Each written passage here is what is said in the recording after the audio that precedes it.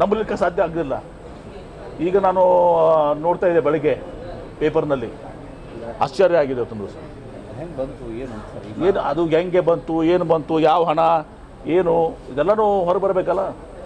ಮತ್ತು 400 ಕೋಟಿ ರೂಪಾಯಿ ಸಾಗಾಣಿಕೆ ಮಾಡ್ತಿರೋ ಸೆಕ್ಯೂರಿಟಿ ನಿಮ್ಮದೇನಿತ್ತು? ಸೆಕ್ಯೂರಿಟಿ ನಿಮ್ಮದೇನಿತ್ತು? 1 ರೂಪಾಯಿನ 2 ರೂಪಾಯಿನ? 4 ಕೋಟಿ ಆದರೆ ಏನೋ ಬ್ಯಾಂಕರ್ ಪಾಪ, 400 ಕೋಟಿ ಅಂದರೆ ಅದಕ್ಕೆ ತಕ್ಕದಾದಂಥ ಸೆಕ್ಯೂರಿಟಿ ಬೇಕಾಗಿತ್ತಾ? ಅಥವಾ ಎಲ್ಲರಿಗೂ ಇನ್ಫಾರ್ಮ್ ಮಾಡಿ ಆ ರೂಟ್ನಲ್ಲಿ ಎಲ್ಲ ಸ್ಟೇಟ್ಸು ಅಲ್ಲಿ ಇದು ಮಾಡಿದರೆ ಸ್ಟೇಟ್ಸ್ನವರು ಪ್ರೊಟೆಕ್ಷನ್ ಕೊಡ್ತಾ ಇದ್ರಾ? ಇದು ಏನು ನಡೆ ಇದೆ, ಅಚಾತುರ್ಯ ನಡೆ ಇದೆ. ಬಹುಶಃ ಇದನ್ನು ಭಾಳ ಗಂಭೀರವಾಗಿ ತಗೊಳ್ಬೇಕು ನಾವು. ಬಾಲಾಜಿ ಟ್ರಸ್ಟಿಗೆ ಸೇರಿದ್ದ ಅಂತ. ಬಾಲಾಜಿ ಟ್ರಸ್ಟಿಗೆ ಸೇರಿದ್ದ ಹಣ ಅಂತ. ಯಾವ ಬಾಲಾಜಿ? ಅಲ್ಲಿ ಗೋವಾ.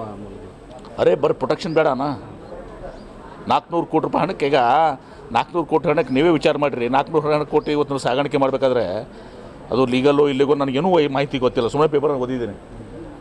ಅದು ಯಾವ್ದು ಟ್ರಸ್ಟ್ನೋ ಏನೋ ಗೊತ್ತಂದ್ರೆ 400 ಕೋಟಿ ರೂಪಾಯಿ ತೊಗೊಂಡು ಹೋಗುವಾಗ ಅದಕ್ಕೆ ಸೂಕ್ತವಾದಂಥ ಇದು ಬೇಕಾಗಿರೋಂಗಿಲ್ಲ.